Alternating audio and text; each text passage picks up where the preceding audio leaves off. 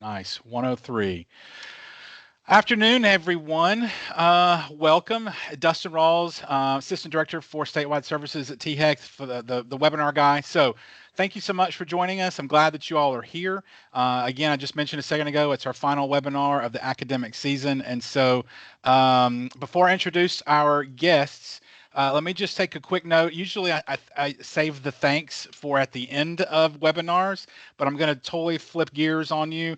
And just in case you've missed all the press, all the tweets, all the texts, all the messages, Tennessee is #1 in FAFSA completion in the United States. Congratulations to you all, the biggest increase. We are just so proud, and such a big thank you. If I had huge clappers, all of our counselors, our college access professionals, our college and career coaches, anybody out there that has put in the work, we applaud you because we did not put in near the work that you all did. So thank you so much for such a successful FAFSA season. You all are awesome. So I want to do that first rather than wait till the end. So we're excited about our last session of the season. We got two wonderful guests on here today, talking about two very different topics, but very necessary topics. So let me introduce them both to you just briefly, and then we're going to turn it over to Colleen to get started. So first, we have Colleen Ellis, who is our Director of State Government Relations, going to talk about all things legislative with you all.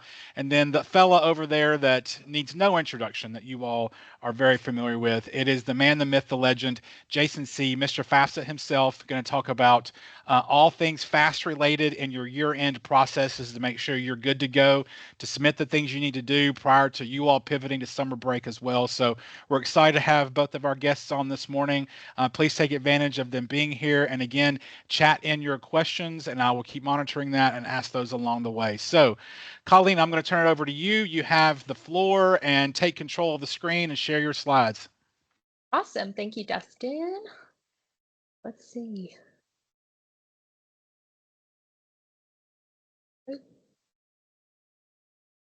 Let me try a different way. One moment. Tried to share it through PowerPoint and that did not go well. Here we go. Can y'all see me? Yes, ma'am. Okay. Awesome. Well, it's great to be with you guys today. Like Dustin said, my name is Colleen, and I serve as the liaison between THEC and the General Assembly. 90% of my work is just monitoring higher education policy and making sure that we can communicate the consequences, unintended or intended, to students, faculty, and staff and institutions.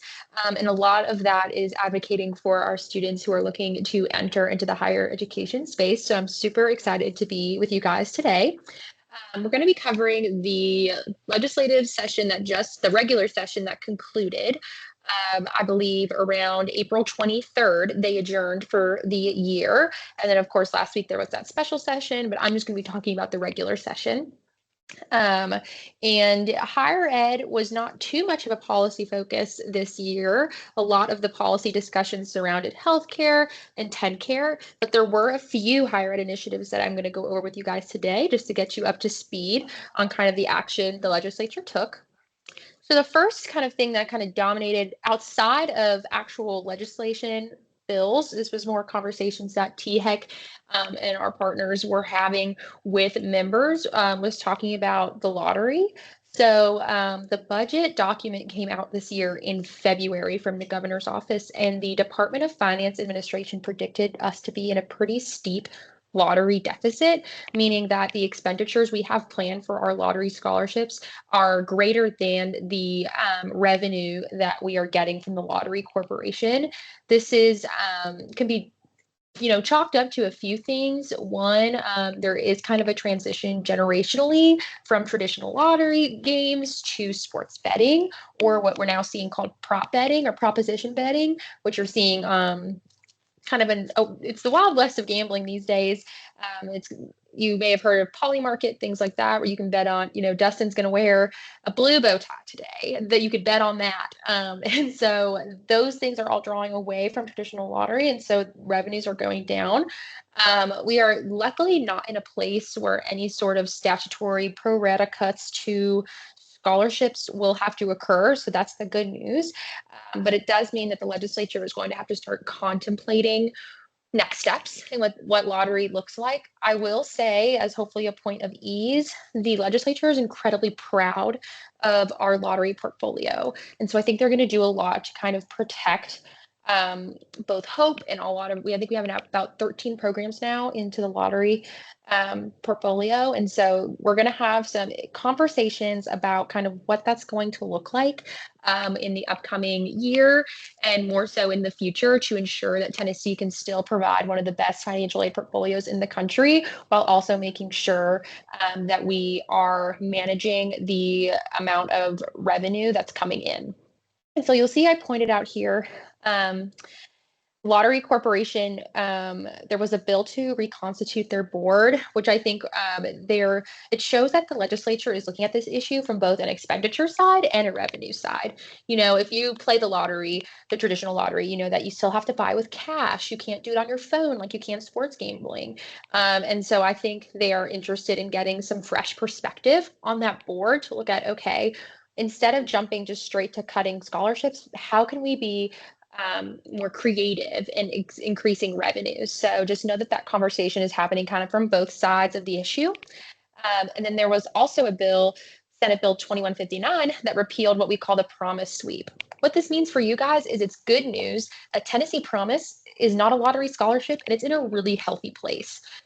Tennessee Promise is funded off an endowment. So the General Assembly years ago put a pot of money aside and said any interest that this earns in the stock market will fund Promise.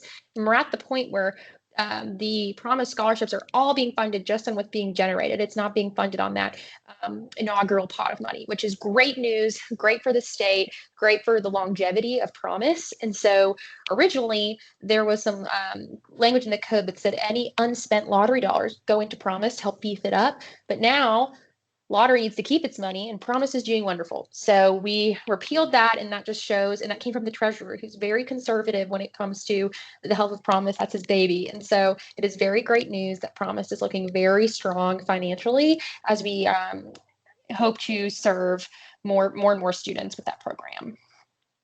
Because of the lottery situation, all higher education ideas that would be funded through the lottery scholarship were pushed to future years. They were not ready to be considered.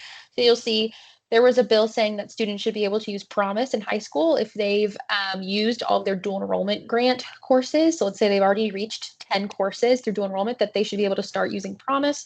That was pushed to the wayside. While Promise is not a lottery scholarship, that could have had unintended consequences on the dual enrollment grant, which is. So that's why that was not considered. Expanding dual enrollment to sophomores, same thing, would put some pressure on the lottery.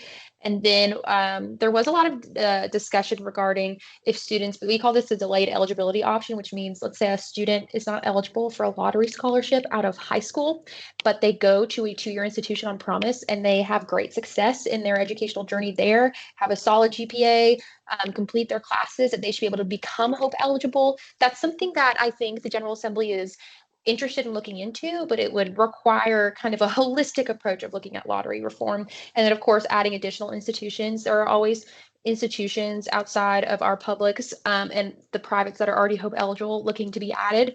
And at this time, they're kind of suspending all of those options until we make sure that our current institutions and our current students are taken care of financially. So you will hear from THEC and from the General Assembly a lot next session on reforming the lottery portfolio. And I think, both the legislature and THEC has a great mission to do no harm in these conversations. And so conversations will be hard, but they will be public and they will be in the General Assembly. And so we look forward to aiding as much as we can into ensuring that we still remain like a very strong financial aid state. Another big thing, maybe not super relevant to your day-to-day work, but something I want to touch on because I know it was in the news a lot, was legislation regarding higher education tenure. So after some professors spoke out in a way that was some saw as the antithesis to their institution's values, there was a lot of conversation on should we have tenure and things of that nature. There were bills to ban tenure completely, which would really hurt. One of the unintended consequences there was we would have a hard time recruiting high-level faculty and things of that nature. So we did pass a bill that just says that tenure is not a factor when looking at faculty discipline. So just wanted to touch on that quickly because I know there was a lot in the press about what is Tennessee going to do with tenure, and I just wanted to let you know where we landed, which is that tenure is still alive and well in the state of Tennessee. We are still granting tenure. People still have tenure. It's just that tenure is not considered when it comes to disciplinary action, which is a little bit of a departure from the higher education norm. Some other education initiatives I want to touch on. There was a bill that did many things, that's now Public Chapter 799. But one thing I wanted to touch on for this group is that it codified what on-time graduation means. If you look at graduation rate data nationally, you'll notice that they use a 6-year graduation rate as considered on time for our 4-year institutions and 3 years for what we call our 2-year institutions. That is something that has given the General Assembly a lot of heartburn for a really long time. And so this year they codified that for the sake of funding our institutions through what we administer as the outcomes-based funding formula. It's just how we fund. It's a calculator that how we fund our institutions. That on-time graduation means 4 years for our 4-year institutions and 2 years for our TCAS and community colleges. So what that means for you guys, number one, that does not mean that any scholarship eligibility period has changed.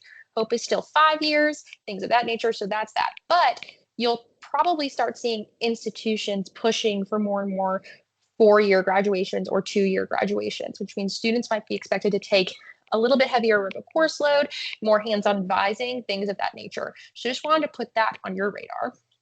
The Charlie Kirk Act also passed. This just surrounds freedom of expression on college campuses, stating that someone cannot be penalized, institution faculty or students for expressing a viewpoint, and that they have to allow all sides of arguments to be heard on campus when it comes to speakers. And then lastly, there was a bill passed in partnership with the Department of Corrections to state that any inmate that enters one of the state prisons must be given an educational assessment, and then their educational options to advance where they tested would be given to them in 90 days, kind of an explanation of what their options are. So from a THEC perspective, we're looking at our reentry work, getting our students into higher education that are inmates, but there's other work to be done as well, getting students with maybe GEDs, things of that nature. That's been a big push from this governor. And so this is just in line with that initiative for education within our non-traditional student groups.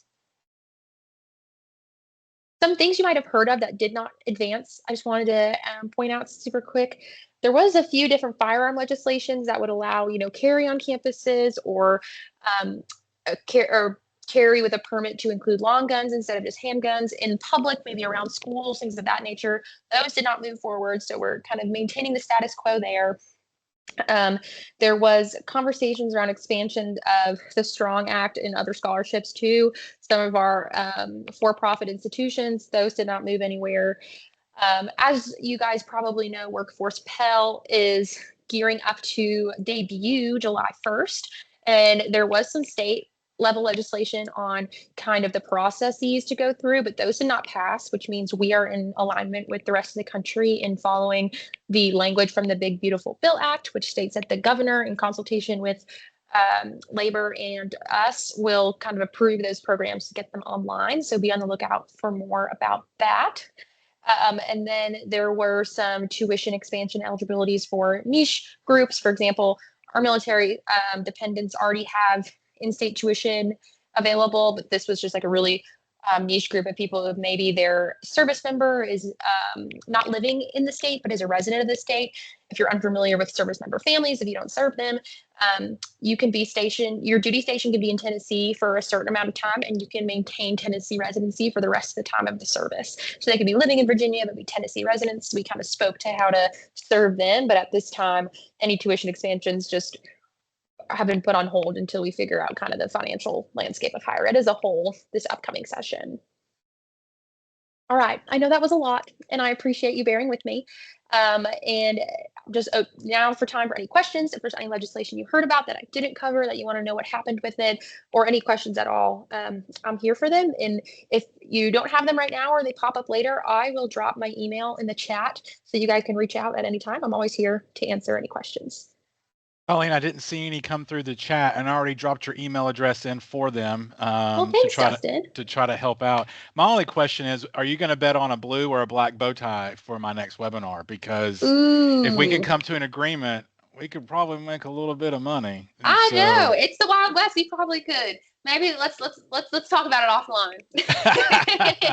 offline. so question came through: is the Tennessee Reconnect money okay? Also, So Reconnect is a lottery program. So we are also kind of looking at ways to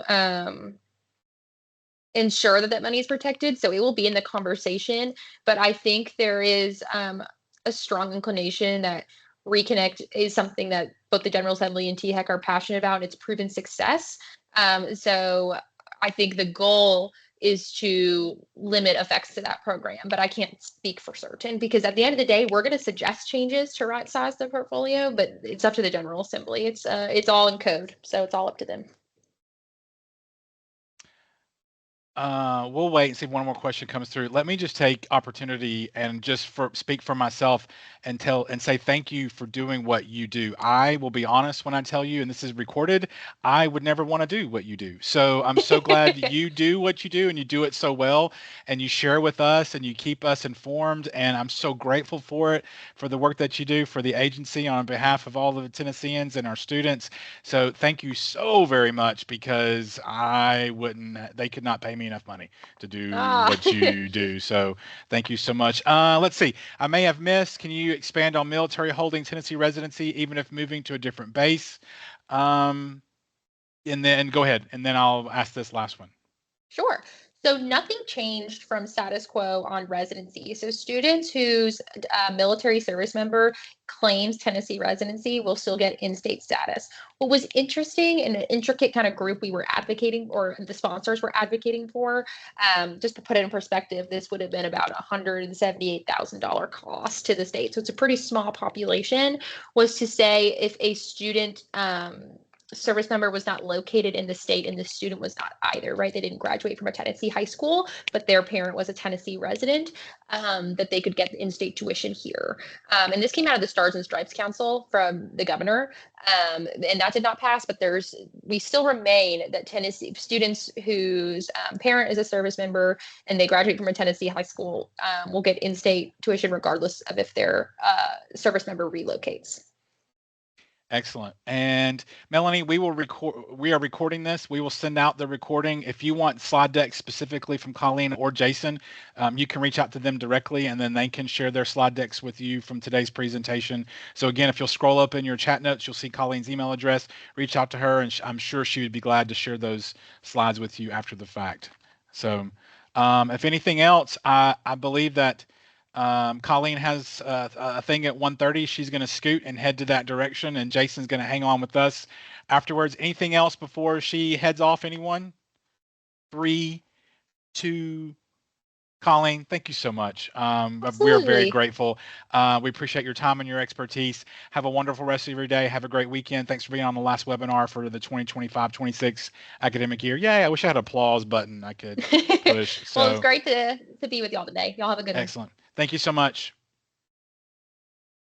All right, we're going to pivot to Jason C. Jason C. is our Senior Director for Outreach. He is the guy that leads the team for the people to go in and do the stuff for the FAFSA and the state aid. So he's the fella. So I'm so glad you all are here for him. Let me turn it over to Jason, and it is his time to share his slides, share all the things that he wants you to know, and then really fast related for your year-end process. So Jason, thank you so much for being with us this afternoon. Dustin, you are welcome. And again, guys, happy Friday. I just kind of looked through the attendees list, a lot of familiar names. Again, thank you so much for joining us. Dustin, thank you for getting this together. Specifically, hey, Journey, Jen, Rita, Shelley, if Suzette, obviously, Dustin, you're going to be monitoring as well, but specifically from maybe a Journey, Jen perspective, by all means, if I happen to misspeak or whatever, hey, post it in chat or Dustin, as you know, someone text me, right? Sure. If you need to, and go from there. So that being said, thank you, Jen. Share. We're going to do this, and we're going to do this. Dustin, thumbs up. Are we good? Full screen? There you go. So guys, today we're going to talk and deliver the annual Hope Scholarship. It's that time. It's Hope Scholarship GPA reporting season. So for our May 2026 graduates, and first and foremost, congratulations to all of our May 2026 graduates. Now's the time to be thinking about reporting their final GPAs for Hope Scholarship, also for GAMS, our General Assembly Merit Scholarship purposes.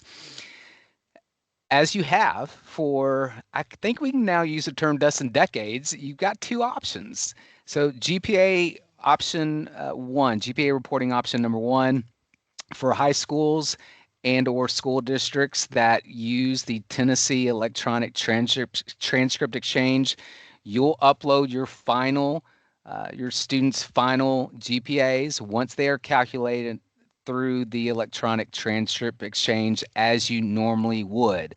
Now, that being said, for example, we'll use Metro National Public Schools as an example. If they have GPAs ready for us on June the 5th and they upload on June the 5th, it does typically take 24 to 48 hours for those GPAs to come through the system and for eligibility to be established for those students that have the qualifications for Hope and GAM. So just as a reminder for those of you that do upload, whether that's today, over the weekend, next week, or in a few weeks, it does take a few weeks for those uploads to fully come to us and for eligibility to be established. And as you did, please defer to anything Suzette drops in the chat about the Electronic Transcript Exchange as well. Another reminder, we always say for those schools and districts that use the Electronic Transcript Exchange, again, you don't have to go into FAST and manually enter the GPAs. What we typically say is do the thing. Upload the GPAs through the Electronic Transcript Exchange, and then thereafter check FAST to ensure there's always some one-offs. There's always some students that you might have to manually enter after the fact, but let it go through that 24, 48-hour process. Then check FAST to see if there's any students that you need to manually take care of at that point in time.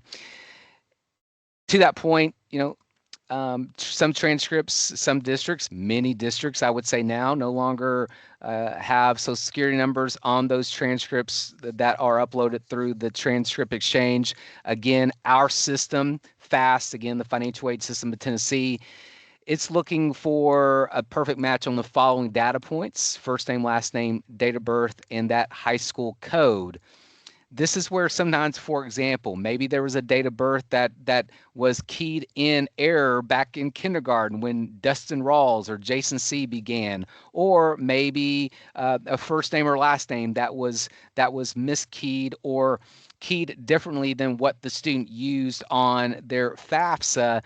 Those are sometimes when a perfect match does not happen. And thus, that's where, again, we encourage schools, like I said, once you've uploaded, wait 24 to 48 hours, then log into FAST and just see if there are any students that you need to manually take care of at that point in time. Suzette, hopefully I did an okay job, because for years Suzette's always gone over those slides.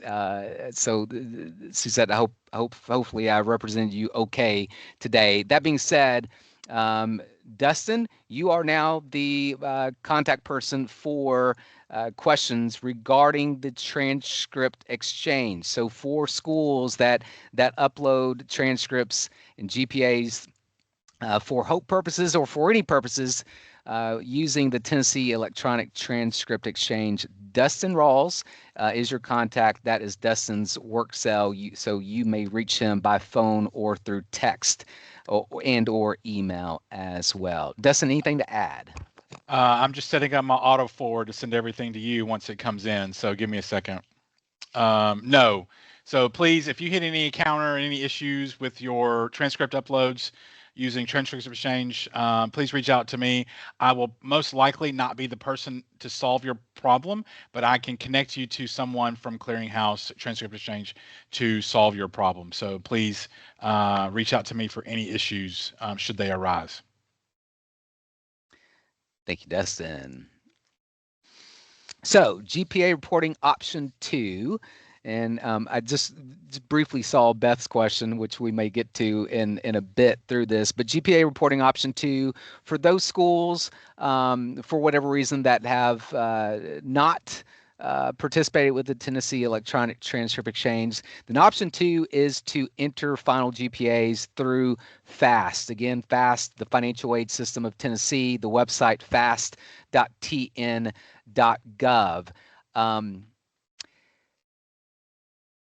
I always ask, please report final GPAs for specifically those students appearing on your unverified roster, which we'll get to in just a second. So those are your students that have between a 0 to 20 ACT or a 29 to 36 ACT, because those are your two populations of students that we need their final GPA.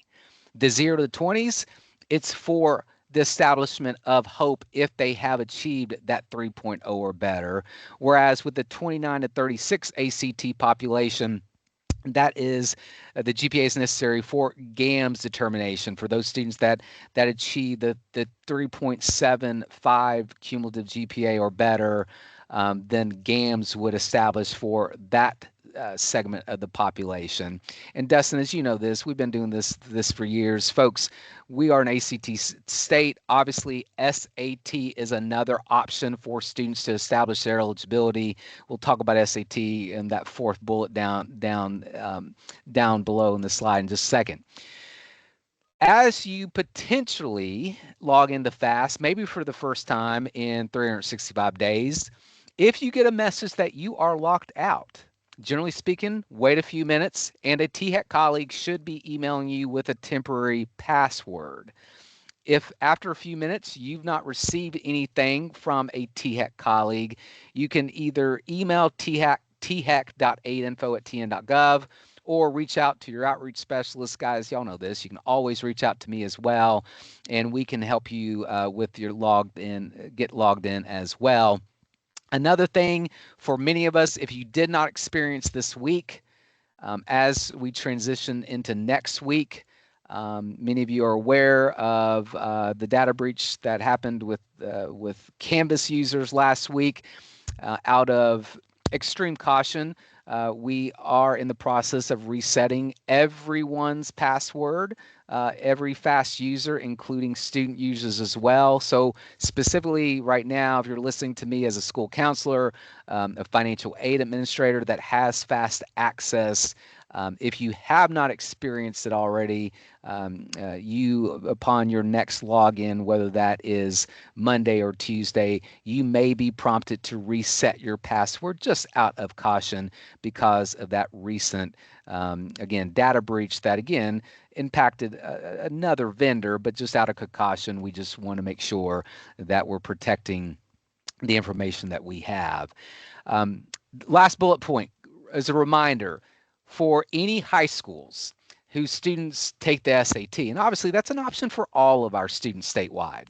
But that being said, specifically, if you are a high school counselor, high school administrator, and you have students that take the SAT through College Board, as a reminder, College Board has not sent results to state agencies like THEC for a number of years.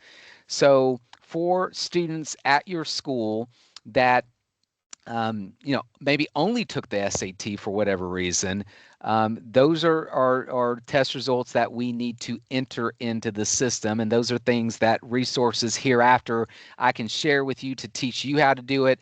But as always, if you need help with entering those SAT scores, you let me know, or you let your outreach specialist know, or let someone here at THEC know, and we will help you through that process. A couple things for those counselors that are ready to rock and roll and report their final GPAs through FAST. Once you've logged into the system as a high school user, you will click verification and then student roster. And then what I typically encourage folks to do is you need to click on filter, select unverified, and then load roster to display your students who need that GPA. Again, two populations, the 0 to 20 ACT, as well as the 29 and 36 ACT achievers. Those are the students who should appear on your unverified roster. Once you've done that, from a GPA perspective, you're simply going to enter the GPA in that final high school GPA column. For GPA purposes, as a reminder, if you're a public high school, you need to enter the GPA that adheres to the uniform grading policy as set forth by the State Board of Education. So in that final HSGPA column, please enter the GPA that adheres to the uniform grading policy at your school. Once you've entered that GPA, the next step is to make sure you check that box within the verify HS graduation. So in this case, got 3 students, got Colleen, got Dustin, got myself. You enter our GPAs, you check those 3 boxes. Step 3 would be to click save. And then once that's done, those GPAs will be recorded for those students.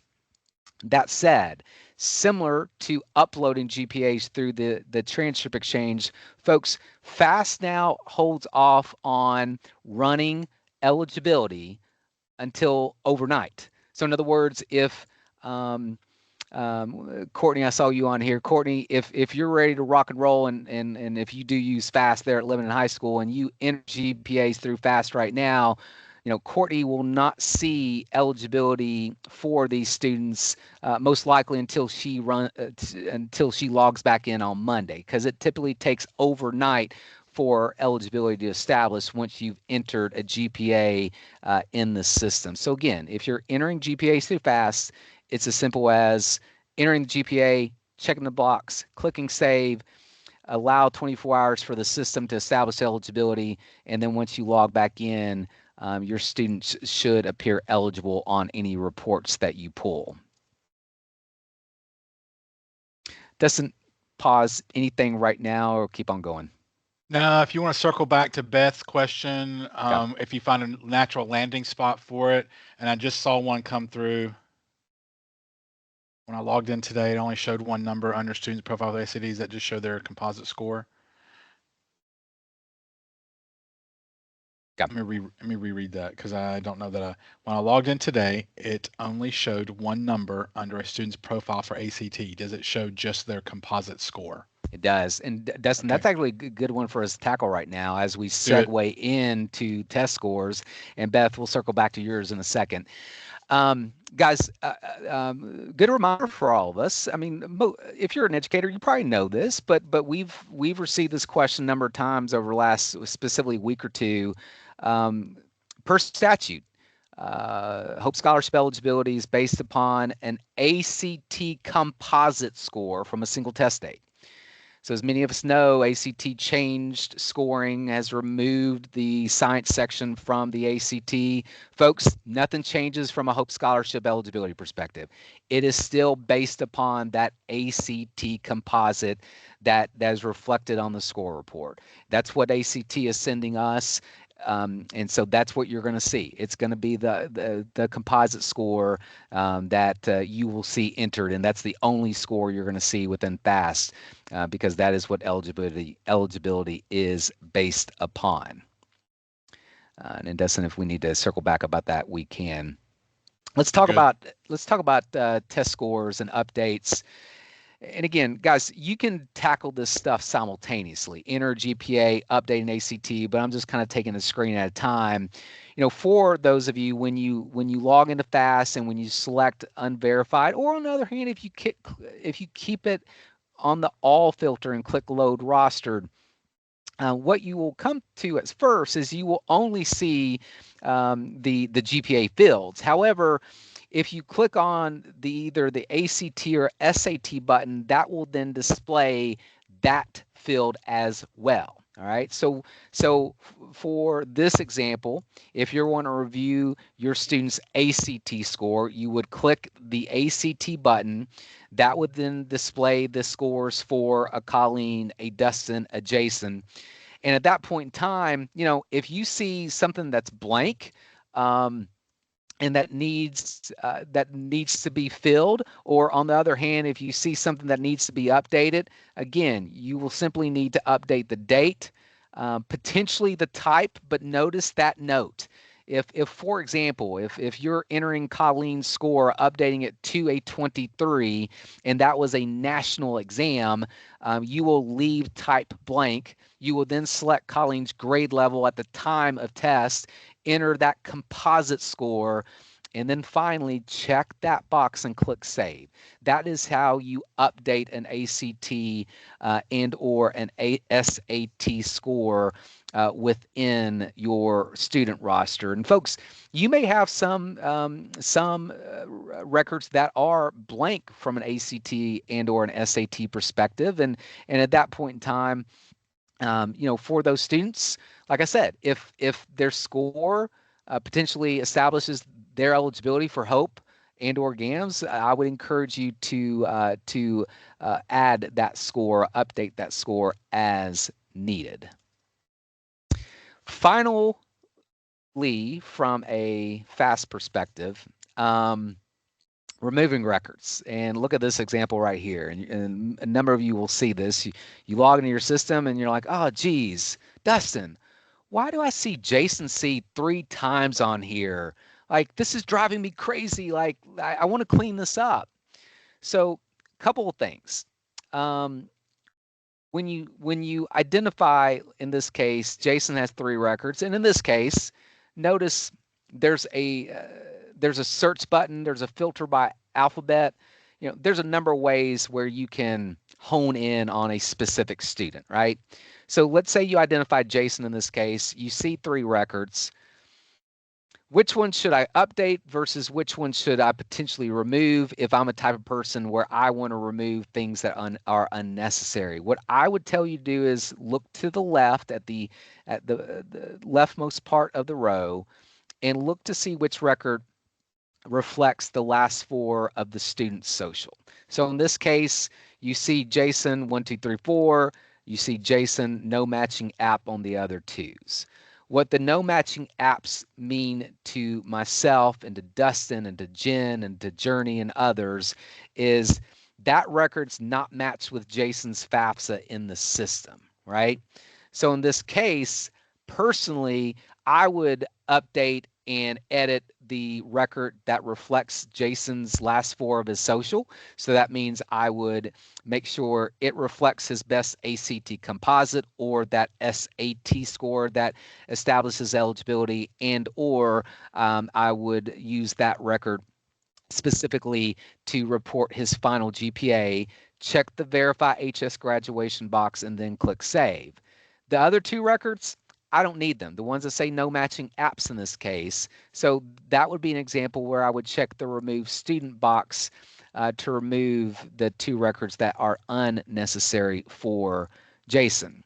Now, Dustin, that being said, I always say be careful. And I say this, be careful as you led this off, and God bless all of you guys and the work that you and your families do in completing the FAFSA. All right. That being said, not every student has completed the FAFSA yet. I actually spoke to one of our schools earlier, and she had 3 students that were on her FAST screen that says no matching record. And in that case, they said no matching record because they hadn't done the FAFSA. If I'm a standalone person that has no matching record, and let's say I have a 23 ACT, that just tells you and me that they haven't done the FAFSA if it's a standalone record, generally speaking. So, again, when you want to remove records is an example like this, right? Where you see 3 JSON records, 1 with a social, that's where like, hey, you can remove the no matching records if you want to. On the other hand, if you want to leave them alone, you can leave them be. Dustin. You beat me to it because I wanted to echo what you just said. You're not there's no need to delete these, and because putting my old outreach hat on, some of your lists can contain multiple entries, multiple students with multiple entries, and if many conversations with counselors, if you're the type of counselor like can overlook all those duplicates, then you don't feel the need to delete them all. But if you're the type of counselor that just can't operate with all these duplicates and you need a clean list, then go ahead and do that. But you're not required to remove these students to successfully upload these scores within FAST. Yep, that's a great point. Journey, thank you for replying to Sarah's question. And Sarah and Journey, you would attest to this as well. Guys, in theory, we receive state and national test dates. In theory, right? But there's always a student that for whatever reason, Journey, Jen, myself, Dustin, etc., we might not have an ACT score for, right? And back in the day, we might reach out to ACT and say like, hey, why haven't received the results for Dustin, Jason, Colleen? And ACT be like, well, they took it, but for whatever reason, they weren't part of that upload that we just sent y'all the other day. So, guys, in theory, as Journey, you said, we do receive the state and national test dates, but that's why we do encourage counselors to look at this list, right? Because if you're completely missing a student, you need to contact your outreach specialist or you contact me, and we need to find that student, especially if they're going to qualify for HOPE or GAMS. And Beth, I think that maybe goes to your question earlier. Like if I were you, perhaps toggle to the verified screen. That should show all your 21 to 28 kiddos, right? If they have achieved a 21 to 28 ACT, they're eligible for HOPE. No further action is necessary for them, right? Because their ACT alone qualifies them for HOPE. And there's not necessarily a need for a GPA because that's not going to bump them up, unlike if they had achieved a 29 or higher. Dustin, was there anything else we missed? No, I think you circled back. We're good. All right, 'tis the season. I think we probably have already had a ton of graduations. I say that, or we're about ready to have a ton of graduations.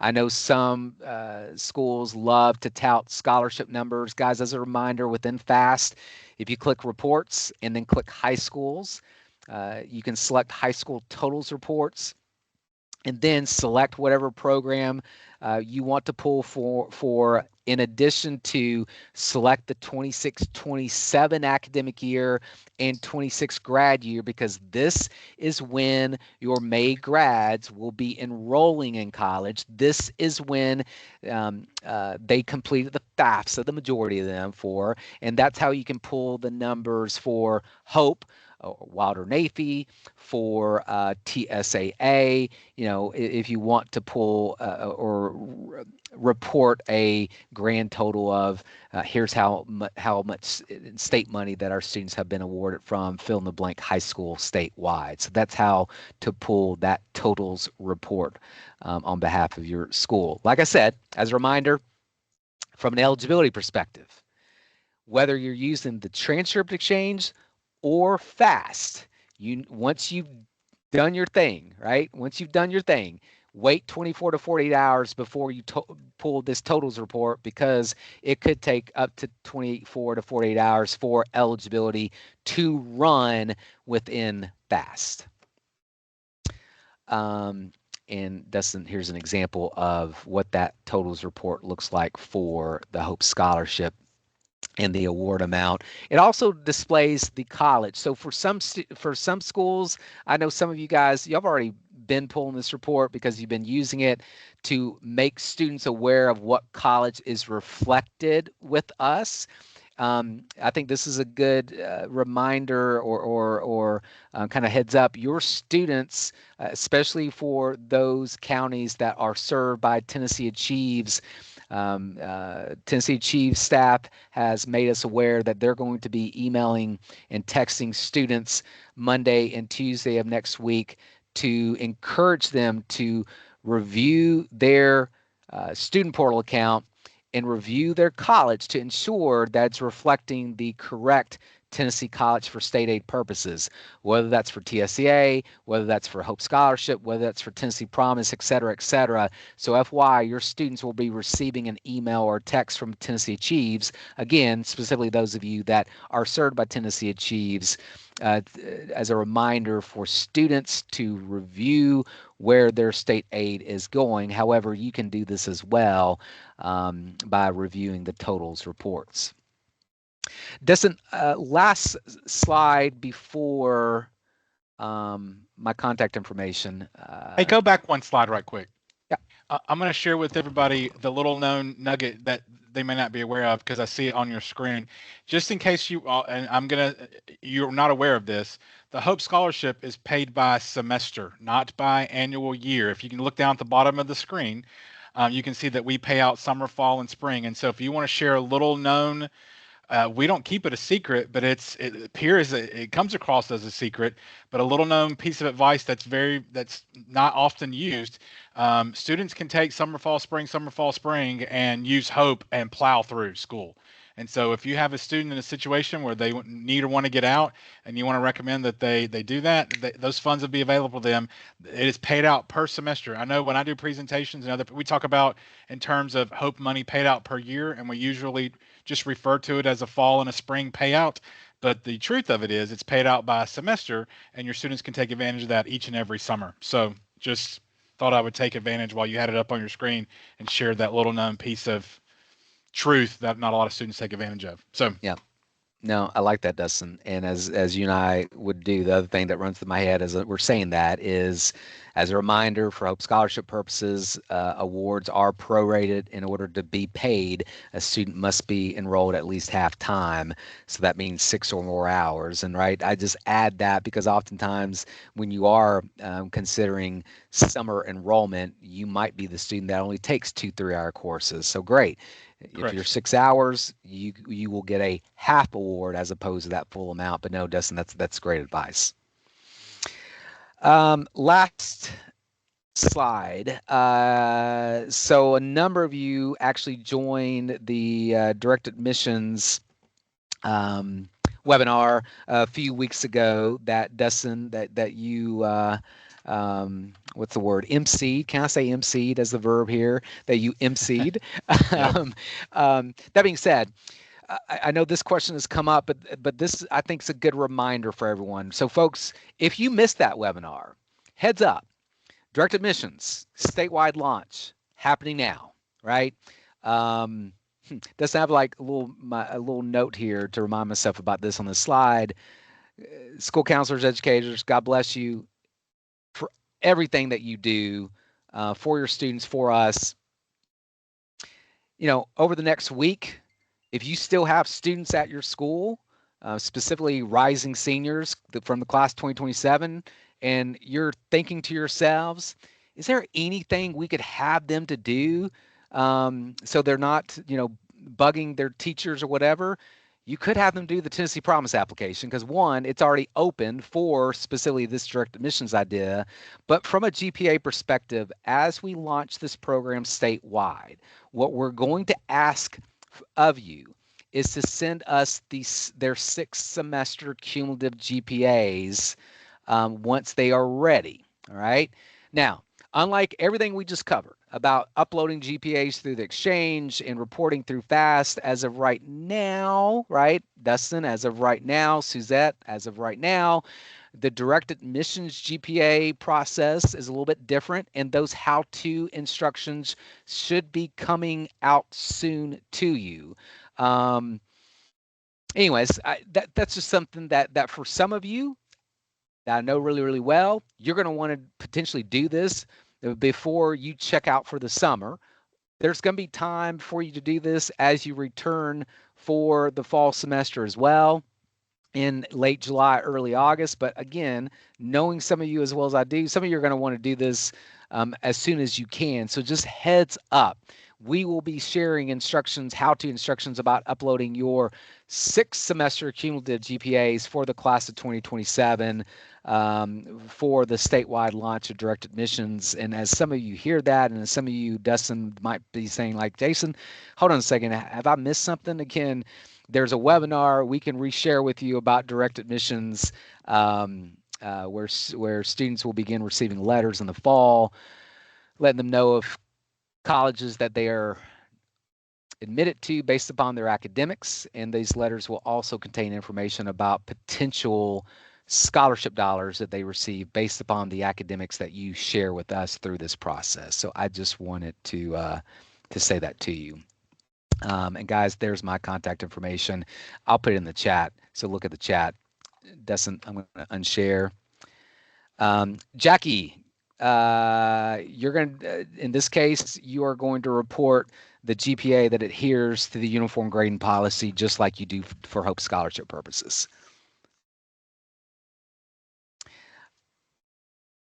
Amanda, same. We should be getting the ACT directly from ACT, and we'll be leveraging that information for direct admissions as well. So Amanda, that's a great question. Hey, while we're talking about it, let's go ahead and mention, just so that way you can go ahead and get this in your thinking cap for the end of the term or the beginning of the fall. We will have our first data pool for direct admissions on August 17 in the fall. And so we're putting together language that we're going to call it something like priority consideration, priority interaction, priority something. But if you want your seniors at your schools, your students, to be in the first round of direct admissions letters and interacting with their direct admissions enrollment form online, their Tennessee Promise application must be received by August 17, and your 6th semester GPA must be submitted by August 17, because we will pull the data that day for our first round of letters. And so if you want your students to have priority interaction, those high, whatever you want to call it, high achieving students, or they want to attend highly competitive institutions, you want to be in that first round of letters that go out, please go ahead and mark that on your calendars.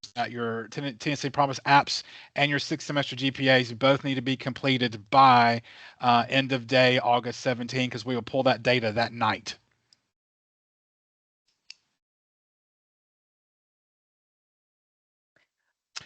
Dustin, go ahead. Dustin, I'll say this now. I'll say Journey, Jen, Shelly, Suzette, anything else that you want to chat that perhaps I failed to mention from an agency perspective that we need to share, whether it's about FAST, grants scholarships. Sandy, so uniform grading policy. So enter the GPA you will use for direct admissions. You'll do the same as you do for Hope Scholarship purposes. You'll use and report the GPA that adheres to the uniform grading policy. Sorry, Dustin. You're good.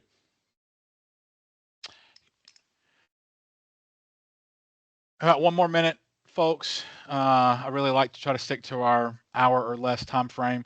Well, if there are any other questions come in, let me just go ahead and say again, Jason, thank you so much for. I really enjoy closing out the end of our webinar season with you, particularly as it comes to the refresher, because counselors only really do this once a year, and we sleep and we forget, so thank you for coming on and again sharing with us and them the processes to be able to do this effectively at the end of the year. We all greatly appreciate it. So. Dustin, Jen has a great reminder, and guys, no joke, like shout out for the class 2027, we have already surpassed 10,000 plus Tennessee Promise applications. Y'all are absolutely killing it statewide. So Jen, that's a great reminder there. I don't know the first name, but Mitchell, S. Mitchell, we are going to share an FTP upload site unless you're an electronic transcript exchange user. The two methods to upload 6th semester GPAs are either manually through an FTP server that we will share out, or you can upload them through the transcript exchange as well.